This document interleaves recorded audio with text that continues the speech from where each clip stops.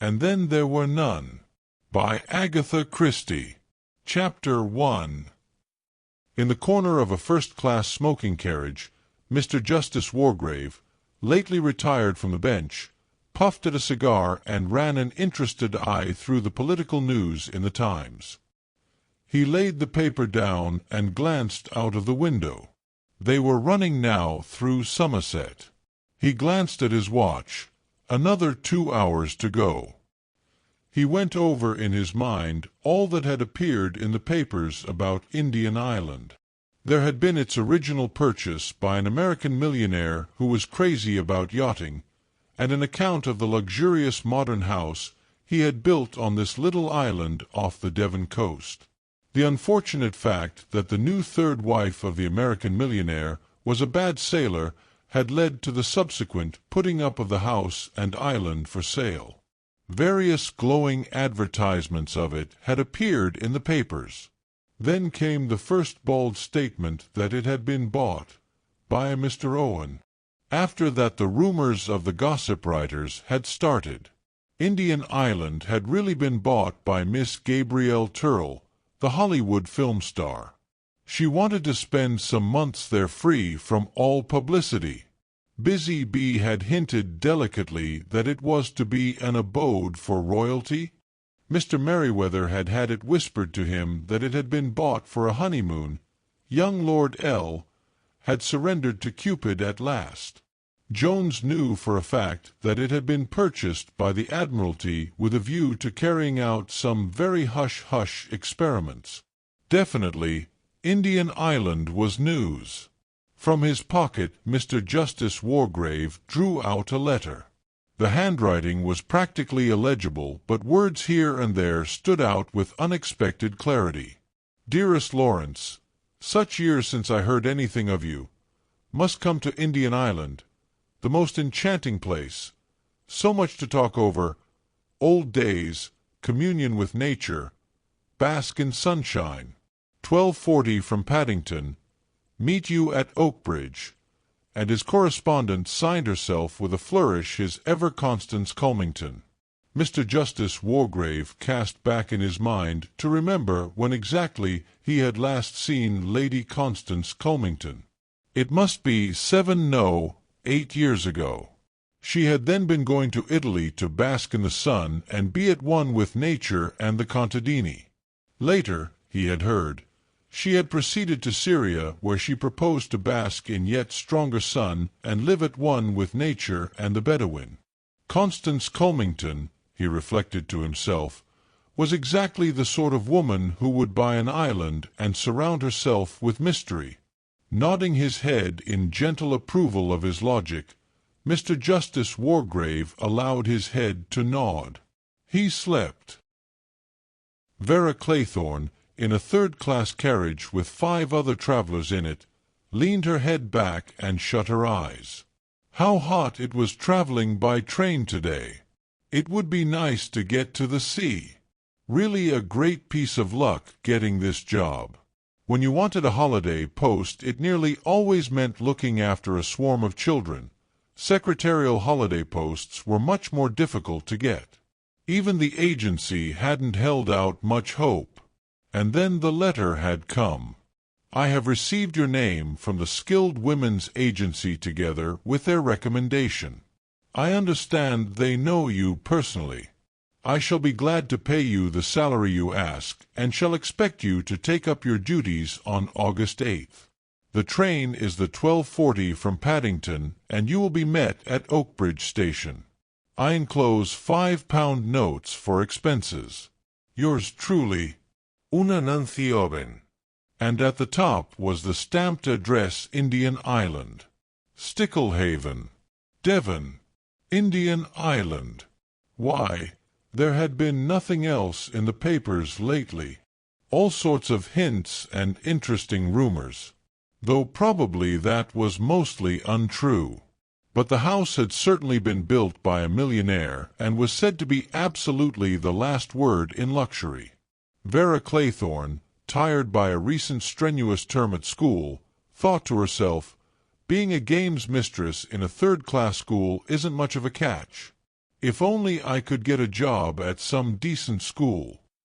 And then, with a cold feeling round her heart, she thought, but I'm lucky to have even this. After all, people don't like a coroner's inquest, even if the coroner did acquit me of all blame. He had even complimented her on her presence of mind and courage, she remembered. For an inquest it couldn't have gone better. And Mrs. Hamilton had been kindness itself to her. Only Hugo, but she wouldn't think of Hugo. Suddenly, in spite of the heat in the carriage, she shivered and wished she wasn't going to the sea. A picture rose clearly before her mind. Cyril's head, bobbing up and down, swimming to the rock. Up and down, and herself, swimming in easy practice strokes after him, cleaving her way through the water but knowing, only too surely, that she wouldn't be in time. The sea, its deep warm blue mornings spent lying out on the sands. Hugo who had said he loved her. She must not think of Hugo.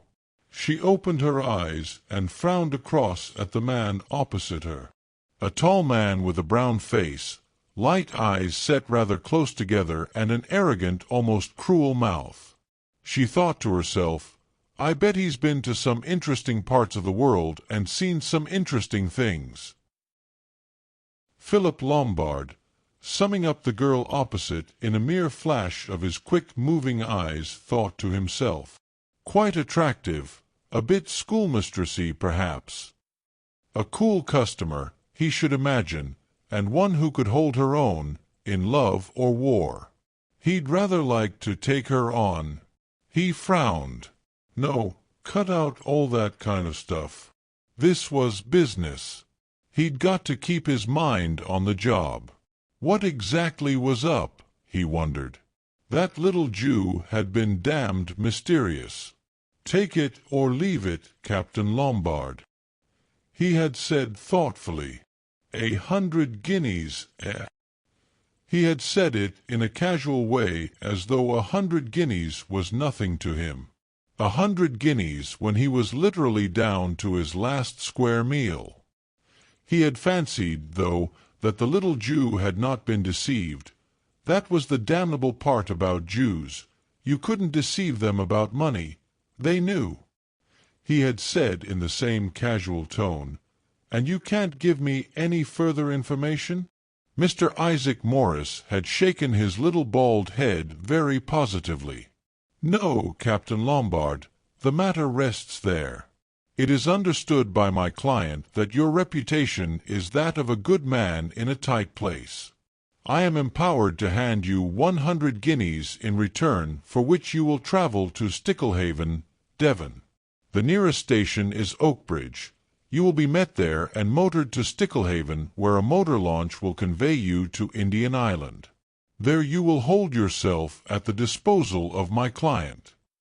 Lombard had said abruptly, "For how long?" "Not longer than a week at most." Fingering his small mustache, Captain Lombard said, "You understand I can't undertake anything illegal?" He had darted a very sharp glance at the other as he had spoken. There had been a very faint smile on the thick Semitic lips of Mr. Morris as he answered gravely, "If anything illegal is proposed, you will, of course, be at perfect liberty to withdraw." Damn the smooth little brute! He had smiled. It was as though he knew very well that in Lombard's past actions legality had not always been a sine qua non. Lombard's own lips parted in a grin. By Jove, he'd sailed pretty near the wind once or twice. But he'd always got away with it. There wasn't much he drew the line at, really. No, there wasn't much he'd draw the line at. He fancied that he was going to enjoy himself at Indian Island. In a non-smoking carriage Miss Emily Brent sat very upright, as was her custom. She was 65, and she did not approve of lounging. Her father, a colonel of the old school, had been particular about deportment. The present generation was shamelessly lax. in their carriage, and in every other way. Enveloped in an aura of righteousness and unyielding principles, Miss Brent sat in her crowded third-class carriage and triumphed over its discomfort and its heat. Every one made such a fuss over things nowadays. They wanted injections before they had teeth pulled. They took drugs if they couldn't sleep. They wanted easy chairs and cushions, and the girls allowed their figures to slop about anyhow and lay about half naked on the beaches in summer. Miss Brent's lips set closely. She would like to make an example of certain people. She remembered last year's summer holiday. This year, however, it would be quite different. Indian Island. Mentally, she reread the letter which she had already read so many times. Dear Miss Brent, I do hope you remember me. We were together at Belhaven Guest House in August some years ago, and we seem to have so much in common. I am starting a guest house of my own on an island off the coast of Devon. I think there is really an opening for a place where there is good plain cooking and a nice old-fashioned type of person. None of this nudity and gramophones half the night. I shall be very glad if you could see your way to spending your summer holiday on Indian Island, quite free, as my guest. Would early in August suit you? Perhaps the 8th. Yours sincerely, U.N. What was the name? The signature was rather difficult to read. Emily Brent thought impatiently, so many people write their signatures quite illegibly. She let her mind run back over the people at Belhaven. She had been there 2 summers running. There had been that nice middle-aged woman, Mrs. Now what was her name? Her father had been a canon. And there had been a Miss Orman. No, surely it was Oliver.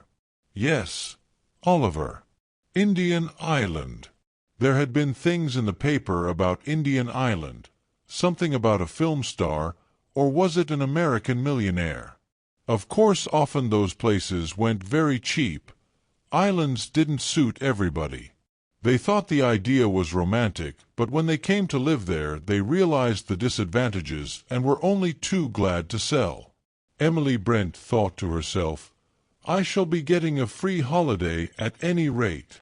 With her income so much reduced and so many dividends not being paid, that was indeed something to take into consideration. If only she could remember a little more about Mrs. or was it Miss Oliver? General MacArthur looked out of the carriage window. The train was just coming into Exeter where he had to change. Damnable, these slow branch-line trains. This place, Indian Island, was really no distance at all as the crow flies. He hadn't got it clear who this fellow Owen was. A friend of Spoof-Leggard's, apparently, and of Johnny Dyer's. 1 or 2 of your old cronies are coming, would like to have a talk over old times. Well, he'd enjoy a chat about old times. He'd had a fancy lately that fellows were rather lighting shy of him. All owing to that damned rumor. By God, it was pretty hard. Nearly 30 years ago now.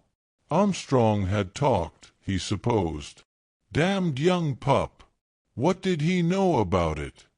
Oh, well, no good brooding about these things. One fancied things sometimes. Fancied a fellow was looking at you queerly. This Indian Island now, he'd be interested to see it. A lot of gossip flying about. Looked as though there might be something in the rumor that the Admiralty or the War Office or the Air Force had got hold of it. Young Elmer Robson, the American millionaire, had actually built the place. Spent thousands on it, so it was said. Every mortal luxury. Exeter. And an hour to wait. And he didn't want to wait. He wanted to get on. Dr. Armstrong was driving his Morris across Salisbury Plain. He was very tired. Success had its penalties. There had been a time when he had sat in his consulting room in Harley Street, correctly apparelled, surrounded with the most up-to-date appliances and the most luxurious furnishings, and waited through the empty days for his venture to succeed or fail. Well, it had succeeded. He'd been lucky. Lucky and skillful, of course. He was a good man at his job, but that wasn't enough for success. You had to have luck as well. And he'd had it. An accurate diagnosis, a couple of grateful women patients, women with money and position, and word had got about. You ought to try Armstrong. Quite a young man, but so clever. Pam had been to all sorts of people for years, and he put his finger on the trouble at once. The ball had started rolling. And now Dr. Armstrong had definitely arrived. His days were full. He had little leisure. And so, on this August morning, he was glad that he was leaving London and going to be for some days on an island off the Devon coast. Not that it was exactly a holiday. The letter he had received had been rather vague in its terms, but there was nothing vague about the accompanying check. A whacking fee. These Owens must be rolling in money. Some little difficulty, it seemed. A husband who was worried about his wife's health and wanted a report on it without her being alarmed. She wouldn't hear of seeing a doctor. Her nerves. The doctor's eyebrows went up. These women and their nerves. Well, it was good for business, after all. Half the women who consulted him had nothing the matter with them but boredom, but they wouldn't thank you for telling them so. And one could usually find something. A slightly uncommon condition of the some long word, nothing at all serious, but it just needs putting right. A simple treatment. Well, medicine was mostly faith-healing when it came to it. And he had a good manner. He could inspire hope and belief. Lucky that he'd managed to pull himself together in time after that business 15 years ago. It had been a near thing that he'd been going to pieces. The shock had pulled him together. He'd cut out drink altogether. By Jove, it had been a near thing, though. With a devastating car-splitting blast on the horn, an enormous supersports Dalmain car rushed past him at 80 miles an hour. Dr. Armstrong nearly went into the hedge. One of these young fools who tore round the country. He hated them. That had been a near shave, too. Damned young fool. Tony Mostyn, roaring down into Mere, thought to himself, "The amount of cars crawling about the roads is frightful. Always something blocking your way. And they will drive in the middle of the road. Pretty hopeless driving in England, anyway. Not like France where you really could let out. Should he stop here for a drink or push on? Heaps of time. Only another 100 miles and a bit to go. He'd have a gin and ginger beer. Fizzing hot day. This island place ought to be rather good fun, if the weather lasted. Who were these Owens, he wondered. Rich and stinking, probably. Badger was rather good at nosing people like that out. Of course, he had to, poor old chap, with no money of his own. Hope they'd do one well in drinks. Never knew with these fellows who'd made their money and weren't born to it. Pity that story about Gabriel Turl having bought Indian Island wasn't true. He'd like to have been in with that film star crowd. Oh, well, he supposed there'd be a few girls there. Coming out of the hotel, he stretched himself, yawned, looked up at the blue sky and climbed into the Dalmain. Several young women looked at him admiringly. His 6 feet of well-proportioned body, his crisp hair, tanned face, and intensely blue eyes. He let in the clutch with a roar and leapt up the narrow street. Old men and errand boys jumped for safety. The latter looked after the car admiringly. Anthony Marston proceeded on his triumphal progress. Mr. Blore was in the slow train from Plymouth. There was only one other person in his carriage, an elderly seafaring gentleman with a bleary eye. At the present moment he had dropped off to sleep. Mr. Blore was writing carefully in a little notebook. "That's the lot," he muttered to himself. Emily Brent, Vera Claythorne, Dr. Armstrong, Anthony Marston, old Justice Wargrave, Philip Lombard, General MacArthur, CMG, DSO manservant and wife, Mr. and Mrs. Rogers. He closed the notebook and put it back in his pocket. He glanced over at the corner and the slumbering man. "Had one over the 8, diagnosed Mr. Blore accurately. He went over things carefully and conscientiously in his mind. "Job ought to be easy enough," he ruminated. "Don't see how I can slip up on it. Hope I look all right." He stood up and scrutinized himself anxiously in the glass. The face reflected there was of a slightly military cast with a mustache. There was very little expression in it. The eyes were grey and set rather close together. "Might be a major," said Mr. Blore. "No, I forgot. There's that old military gent. He'd spot me at once." "South Africa," said Mr. Blore. "That's my line. None of these people have anything to do with South Africa, and I've just been reading that travel folder so I can talk about it all right." Fortunately, there were all sorts and types of colonials. As a man of means from South Africa, Mr. Blore felt that he could enter into any society unchallenged. Indian Island. He remembered Indian Island as a boy. Smelly sort of rock covered with gulls, stood about a mile from the coast. It had got its name from its resemblance to a man's head, an American Indian profile. Funny idea to go and build a house on it. Awful in bad weather.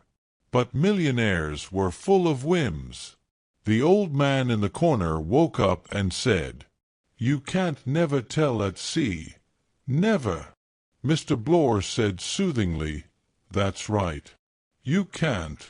The old man hiccuped twice and said plaintively, "There's a squall coming." Mr. Blore said, "No, no, mate, it's a lovely day." The old man said angrily, "There's a squall ahead. I can smell it." "Maybe you're right," said Mr. Blore pacifically. The train stopped at a station, and the old fellow rose unsteadily. "The ish where I get out." He fumbled with the window. Mr. Blore helped him. The old man stood in the doorway. He raised a solemn hand and blinked his bleary eyes. "Watch and pray," he said. "Watch and pray. The day of judgment is at hand." He collapsed through the doorway onto the platform. From a recumbent position, he looked up at Mr. Blore and said with immense dignity, "I'm talking to you, young man. The day of judgment is very close at hand." Subsiding onto his seat, Mr. Blore thought to himself, "He's nearer the day of judgment than I am." But there, as it happens, he was wrong.